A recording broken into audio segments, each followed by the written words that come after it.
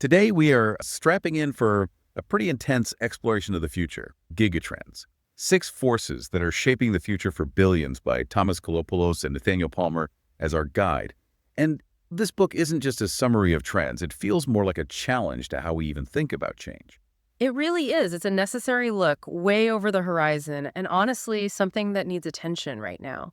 Our mission today really is to unpack the framework they've built for thinking about the next maybe 200 years, a time when we'll likely have 10 billion people on the planet. The Yeah. big question is how value gets created for everyone sustainably. And Koulopoulos and Palmer, they aren't just casual observers, are they? The endorsements paint them as, well, serious visionaries. Oh, absolutely. They're often called visionaries before their time.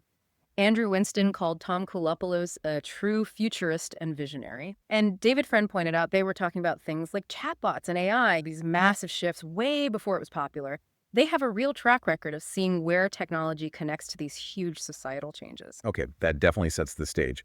So let's start right at the beginning. What exactly is a gigatrend in their view? How is it different from just a regular trend? Okay, so simply put, a gigatrend is a force, a phenomenon that could genuinely shape the future for billions of people. And the key thing is, they're not just small improvements, not just slightly faster cars, slightly smaller phones. They're radical departures. They fundamentally change what's even possible. Think about the internet. It didn't just improve mail, it created entirely new ways of living, working, connecting. So a gigatrend is systemic, it's interconnected, and crucially, it's irreversible on a global scale. And the book kicks off by tackling a core problem. We humans are actually pretty bad at predicting these kinds of radical shifts. Yeah, we are. We're pattern matchers, basically. We tend to see the future as just, more of the present, a straight line forward. Incremental changes. Yeah. Today, but a bit better. Exactly. And that way of thinking, it really limits our ability to find genuinely new solutions. We look through this linear lens, and that makes grasping exponential change almost impossible. You just have to look back at some historical predictions about computing power to see how wrong we can get it. Oh, yeah. Like ENIAC in 1945. Huge machine, right? Took up a massive room, designed for calculating missile paths. And its designers, they just couldn't have imagined where computing would be even a few decades later. It was just beyond their frame of reference. And 10 years later, IBM's MA350 disk drive, the size of a freezer, holding like 3 megabytes. 3 megabytes. If you'd asked those engineers back then about today's world, billions of computers, massive storage, their projections would have been laughable. They'd picture slightly smaller freezers, maybe, not chips in our pockets. Definitely not. We're talking over 10 billion computers now. And 175 zettabytes of storage globally? The scale is just staggering. And even projecting from today, using current exponential growth, the numbers get mind-boggling. Like the projection for 2100. Yeah, the authors suggest that by 2100, if things continue, there could be 100 times more computing devices than grains of sand on all the world's beaches. Just sit with that for a second. It's almost impossible to visualize. And the data growth projection is even wilder. It is. If data keeps growing at, say, 40% a year, which is exponential, they project more bits of data by 2100 than atoms in the Earth. And what makes that even remotely plausible is the storage tech itself is also changing radically. We can already, theoretically, store all 175 zettabytes on a diamond wafer you could hold in your hand. It's the sheer scale of change our pattern-matching brains just aren't built for. Which ties into their idea of the cone of possibility, our sort of mental safe zone for predictions. Precisely. Inside that cone, it's comfortable. We can project things like SpaceX. We understand rockets. Making them better is imaginable, incremental in a way. Outside the tone, that's science fiction territory, like funding a company building a warp drive. Gigatrends force us to think outside that comfortable cone. And to help track how these radical ideas actually become gigatrends, they lay out a 3-stage evolution: mimic, panacea, and pivot. Can you walk us through those? Sure. Stage 1 is the mimic. When a brand new radical technology appears, it almost always starts by just copying what came before it. Early radio, for instance, just sent Morse code like the telegraph, just, without wires. Same problem, same solution method, just a new tool. Okay, simple enough. But the next stage, the panacea, they flag as potentially dangerous. Very much. This is where the hype takes over. People get wildly excited. Expectations shoot way past what the technology, which is still evolving, can actually deliver reliably. They try to apply it everywhere as a cure-all, and because the kinks haven't been worked out, the results can be disastrous. The classic example they use is the Titanic. Right. The Titanic had the latest Marconi wireless tech, the spark gap transmitter. What was the critical flaw that made it a panacea problem? The issue was this early tech basically hogged the entire available bandwidth.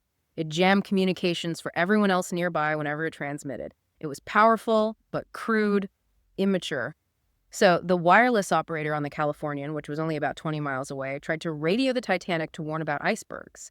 And the Titanic's operator, busy sending passenger messages to Cape Race, basically told him, shut up, I am busy. And the signal was jammed. The warning never got through properly. Wow. So people died partly because of administrative traffic and a fundamental flaw in this supposedly game-changing tech. The panacea created a blind spot. Exactly. Marconi himself later admitted they'd made a mistake rushing it out, ignoring alternatives. But that tragedy, horrific as it was, forced the next stage, the pivot. This is where the technology matures, the rules change, and it starts being used in completely new, unforeseen ways to solve problems you couldn't solve before.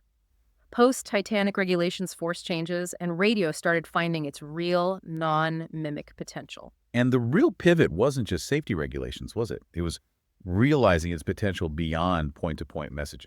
The story goes that Frank Conrad, a Westinghouse employee in radio ham, started broadcasting music and talk after World War I. A Westinghouse VP, Harry Davis, saw an ad for radios to receive these broadcasts and had a light bulb moment. This wasn't just wireless telegraphy. This was mass broadcasting, a totally new industry reaching millions. That pivot, looking beyond the mimicry, turned radio into a true gigatrend. Okay, so that framework helps understand the evolution. They argue the industrial age, while necessary for population growth, created this ecological mess we're in. And the gigatrends are, fundamentally, about shifting away from that model. Central to this is moving beyond economies of scale. Right, shifting from economies of scale to economies of scope. Scale was needed for the industrial machine, pumping out goods for billions, but it was inherently wasteful. Incredibly wasteful and toxic, yeah. It led to these huge, bloated, vertically integrated companies that felt they had to own and control everything, from raw materials to distribution, even if they weren't good at all of it. Think old-school manufacturing giants. Okay, so economies of scope are the alternative. How do they work? Scope is much leaner, much more ecologically mindful. It uses technology to partner with specialists for everything except your core business. You smart source, think about it today. You don't build your own server farm. You use AWS or Azure, right? You don't necessarily run a huge internal call center. You might use specialized firms or AI chatbots. Technology removes the friction of collaboration. And you mentioned this applies heavily to healthcare. Large hospital systems try to do everything that's scale, driving up costs. Exactly. When these huge hospital conglomerates try to own the billing, the IT, the specialized analytics, everything, it creates massive inefficiency and bureaucracy. Economies of scope in healthcare means hospitals focus on treating patients, their core competency, and leverage partners for the rest. This smart sourcing is really the first step toward what they call the hospital in the cloud. And the key concept linking all this is friction.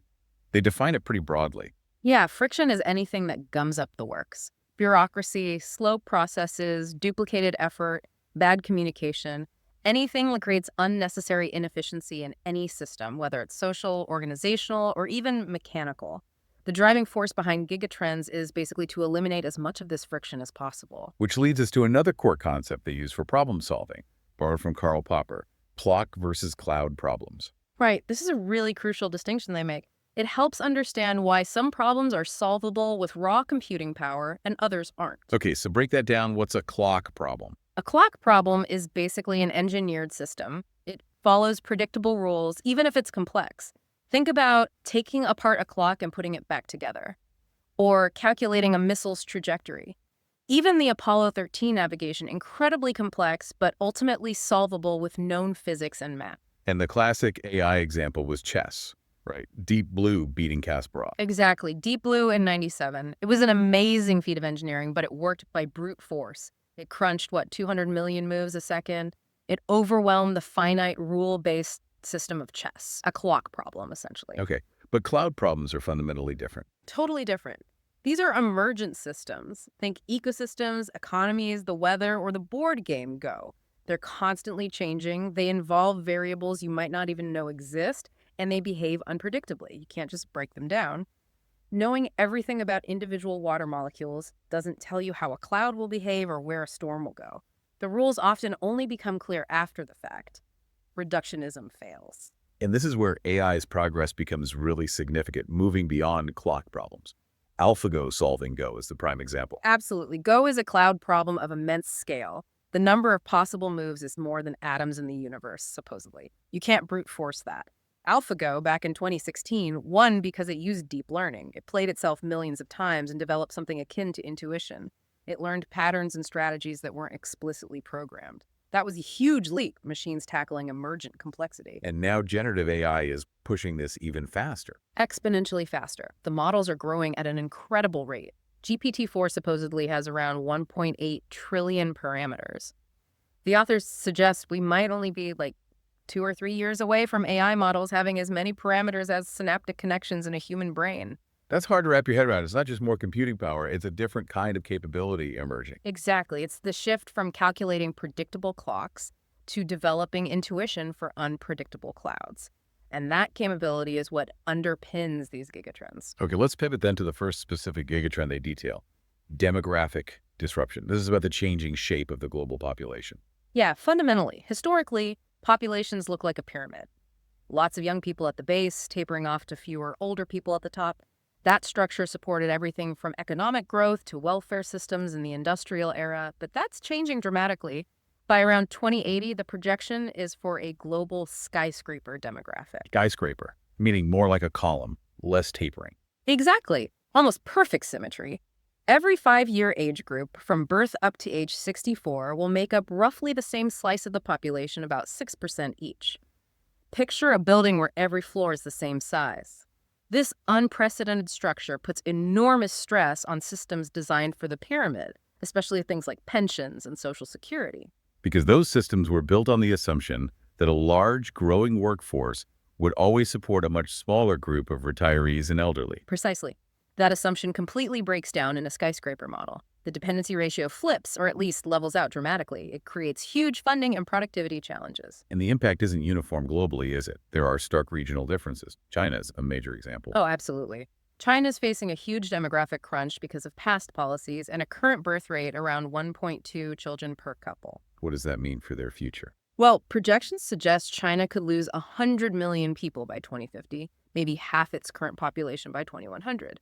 That creates a top-heavy, almost inverted pyramid. Think massive labor shortages, rocketing wages, and a huge burden of supporting the elderly. It's likely to fundamentally reshape global economics, shifting manufacturing and investment towards younger populations, particularly in Africa. Africa being the exception, projected to maintain that pyramid shape longer. Yeah, Africa's projected to be the only major region still having a pyramid structure by 2050. Demographically, that gives the continent a potentially huge advantage in the coming century, assuming stability and infrastructure keep pace. Interesting. And tied into these shifts, the authors argue another industrial era idea is dissolving. The generation gap, they call it a myth. Basically, yeah. They see it as a social construct that artificially divides people based on broad, often inaccurate generalizations about age cohorts. How are technologies like social media breaking that down? Shared digital experiences, viral trends, online communities, VR, AR create common cultural touchpoints that cut across age groups. Someone in their 60s and a teenager might share the same meme culture or online influencers. So instead of these broad generational identities, individual behaviors and choices become the main differentiators. Labels like boomer or millennial, which relied on shared offline experiences tied to a specific time, start to lose their meaning. Okay. And maybe the biggest social change stemming from demographics is the challenge to retirement itself. Yeah, the whole idea of stopping work cold at 65, that's a relic of the industrial era tied to physical labor limits. For knowledge workers especially, that model makes less and less sense. The research they cite is striking. 29% of everyone and 37% of 22 to 32-year-olds don't expect to ever fully retire in the traditional sense. Is that just financial pressure or is there something else going on?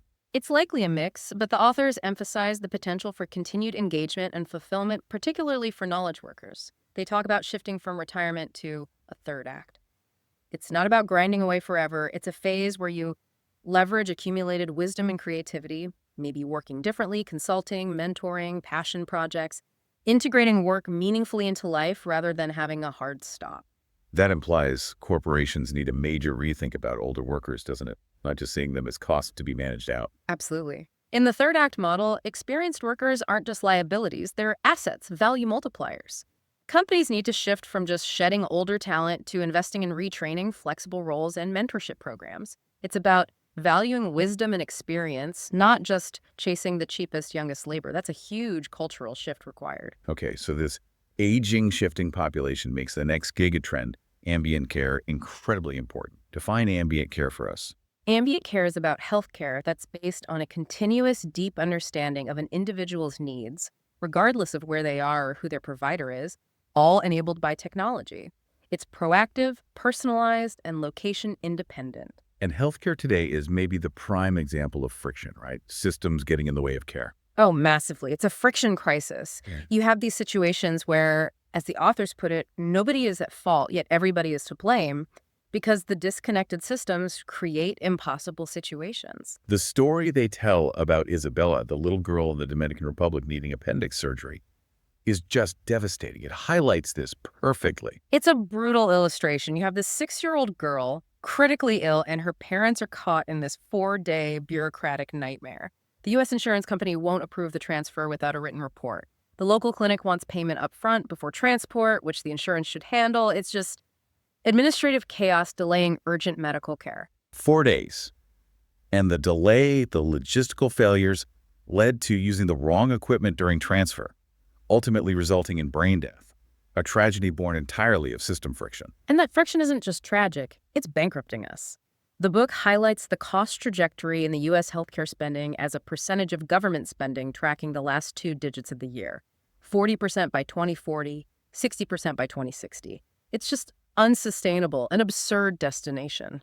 So the solution starts with changing the conversation from just cost to value. Exactly. We obsess about the cost, but rarely quantify the economic value of good health.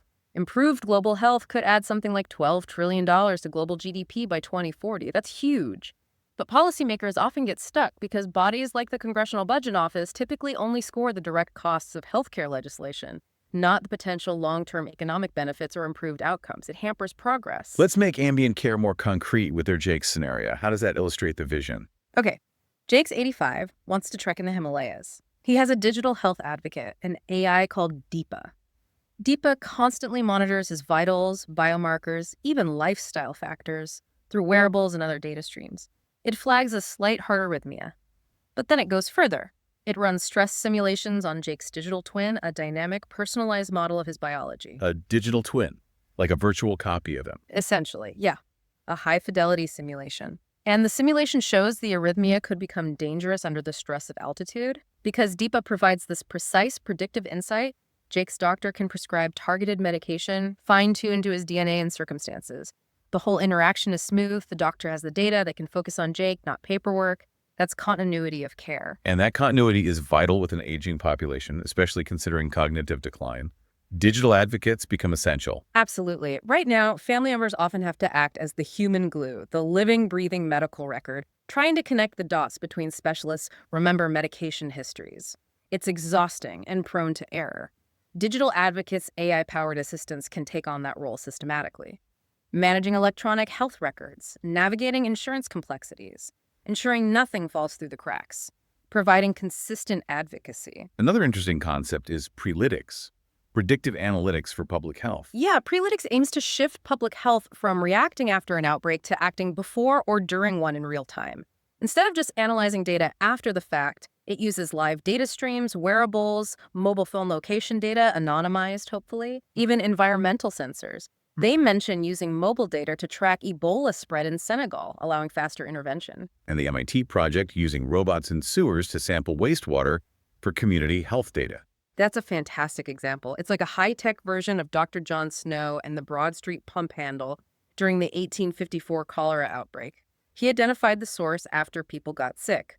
Prelytics, using something like sewage analysis, could spot rising levels of a virus or maybe even population stress biomarkers before it becomes a full-blown crisis, allowing for targeted preventative public health measures. And the ultimate goal for the system structure is the hospital in the cloud.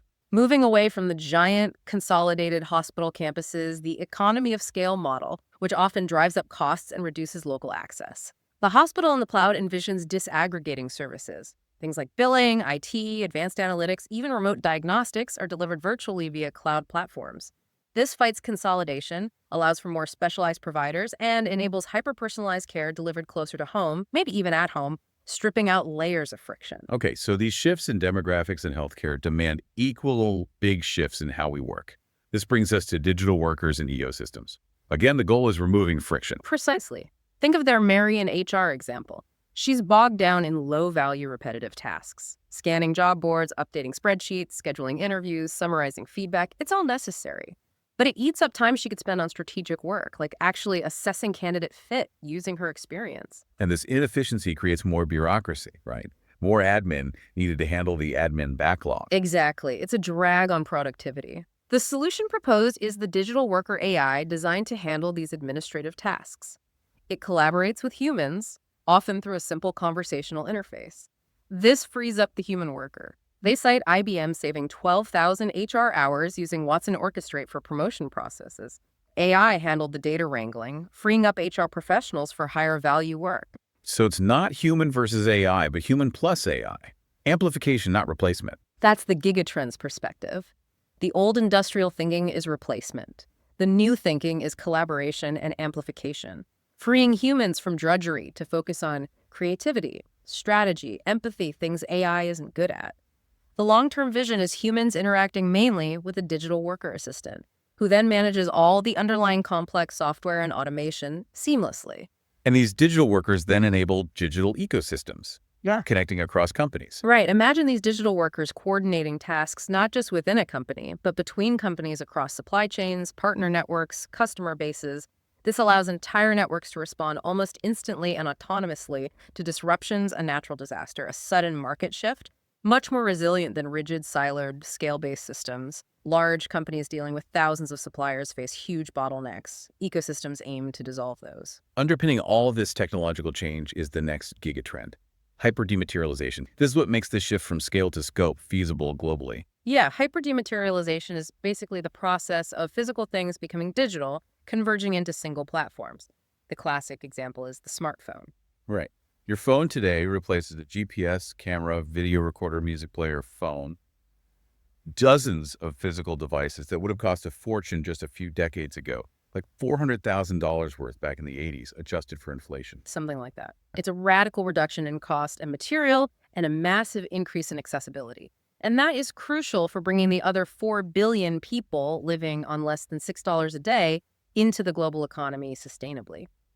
Hyper-dematerialization allows us to meet basic needs like energy, food, communication much more efficiently, using far fewer resources than the old industrial scale model required. Let's look at energy and food specifically. How does hyper-dematerialization apply there? For energy, think solar power. Swanson's law suggests costs keep dropping, maybe below 5 cents per kilowatt hour by 2030. This makes decentralized power viable. Instead of relying solely on massive, fragile grids, the scale model, you get localized mini-grids or even nanogrids, small-scale solar, wind, with battery storage providing power directly to communities or even individual homes, especially in developing regions. It bypasses the need for huge infrastructure projects. And the economic potential there is massive for energy access. Huge! The World Bank thinks mini-grids could power half the needs of maybe 500 million people currently lacking reliable electricity by 2030. It democratizes energy. And for food, it's not just about farming more land, but getting more from the land we have. Yield per acre is key. Exactly. Especially in places like sub-Saharan Africa, which has huge potential but struggles with yield. Precision agriculture, using GPS, sensors, drones, lets farmers use inputs like water and fertilizer incredibly precisely. Much higher yields, less waste. That's dematerializing waste, in a way. But it goes further, right? To technologies that almost disconnect food from traditional farming entirely. Yeah, they talk about really radical innovations like air-to-meat, using microbes' hydrogenotrophic methanogenesis, technically to convert CO2 directly into edible protein. It sounds like science fiction, but it's based on real science, partly from NASA research. It tackles carbon emissions and creates food. That's extreme dematerialization, making food from air, independent of land or weather, scalable solutions for food security. Okay, finally, let's link this to moving people and goods. Mobility as a service, or MaaS. The core driver here is efficiency. Your personal car sits idle, 95% of the time? That's incredibly inefficient use of a costly asset. MaaS shifts from owning cars to accessing transportation as a service, ride-sharing, autonomous taxis, etc. Fewer vehicles needed overall, lower costs, massive potential to reclaim urban space currently used for parking. Autonomy is the key enabler. But the transition phase is tricky. Level 3 autonomy, the handoff problem, is particularly dangerous.